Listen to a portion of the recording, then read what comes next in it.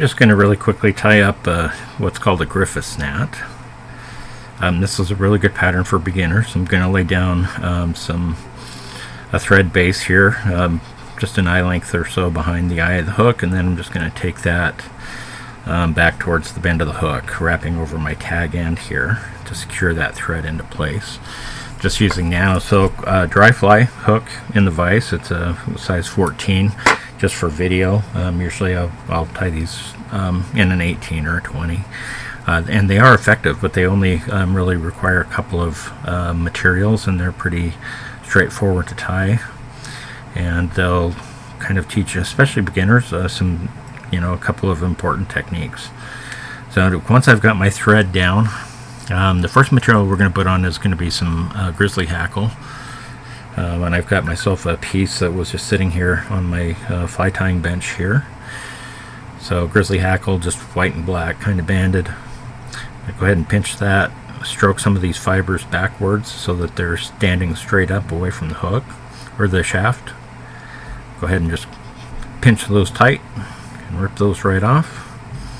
And that will give us a nice stem, clean stem to tie this in, this feather in with. So that's a prepared feather there. So now I'm going to have the dull side towards me because I want these fibers to kind of move backwards rather than forwards when I'm palmering this up the fly here.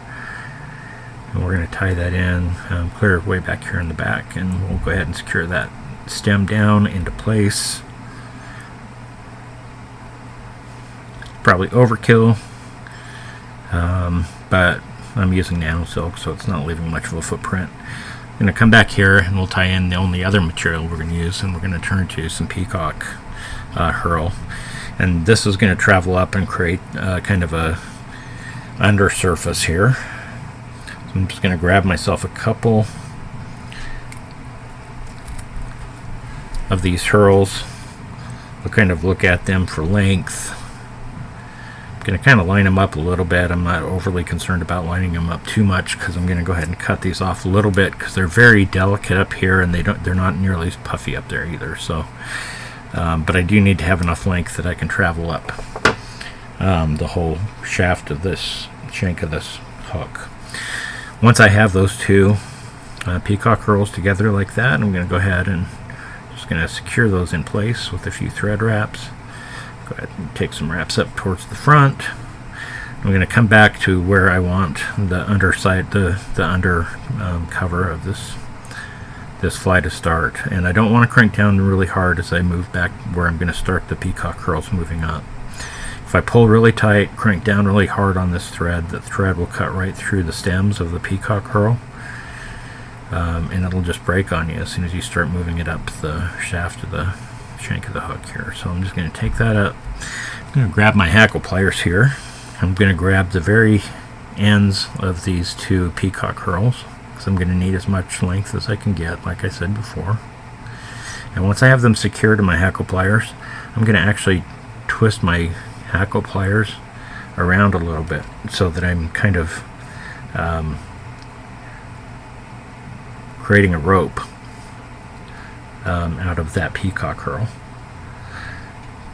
So most important here is you want to make sure you avoid that hook point.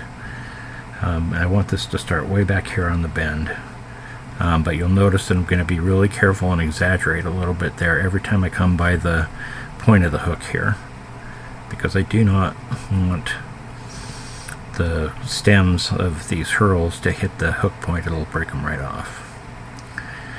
I keep saying underbody because this is really supposed to represent kind of like a conglomeration of a bunch of midges together in a clump, riding on the surface of the water. So it's not really just one fly, it's actually kind of like this whole group of gnats or midges or whatever you might call them, wherever you're from. Go ahead and tighten up my thread a little bit. It's got a little skiwampus around the eye, but that's okay. I'm going to take a wrap over the top of that material to lock it into place with a couple of wraps. So my thread is back towards the back of the hook. My peacock herls are coming out over the eye, which means these wraps are going over the top of my peacock herls, securing them in place. I'll take a wrap or two behind the eye, then I can just let go with my hackle pliers. We'll just come on in with our scissors and we can cut the balance of those peacock herls off. So now we're just going to turn to our hackle. I'm going to go ahead and grab that hackle with my hackle pliers. Bend that forward a little bit and create a little bit of crease back there. Similar to the peacock, I want to avoid the hook point. But I'm going to just loosely palmer this up. So these are not touching wraps. And what we're going to end up with is this bushy looking fly that will fish very well for you. And you're going to learn how to use peacock herl if you're a beginner. You're going to learn how to use hackle if you're a beginner. So this is a really good beginner fly. I've got my hackle up about where I want it. Straight up and down there.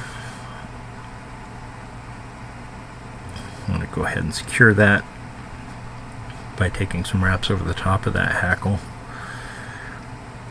Maybe pull that back a little bit and give myself a wrap or two around the eye of the hook, and then I should be able to let go of that hackle. We'll just come on in with our scissors at this point and try to clip this off as close as we can to where that stem is meeting. So all that remains is our nice little bushy gnat, Griffiths gnat. Give myself a little bit of extra thread, grab my whip finisher in hand, do a 4 or 5 turn whip finish here, right behind the eye.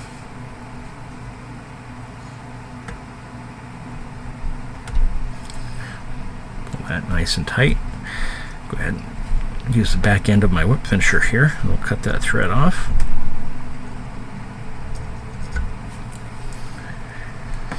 And that finishes our pattern. So there you go. This is the Griffiths gnat. Really good, again, for beginners, and it will fish. So it's kind of a bonus. So if you're just learning how to fly fish and fly tie, yeah, I said it right.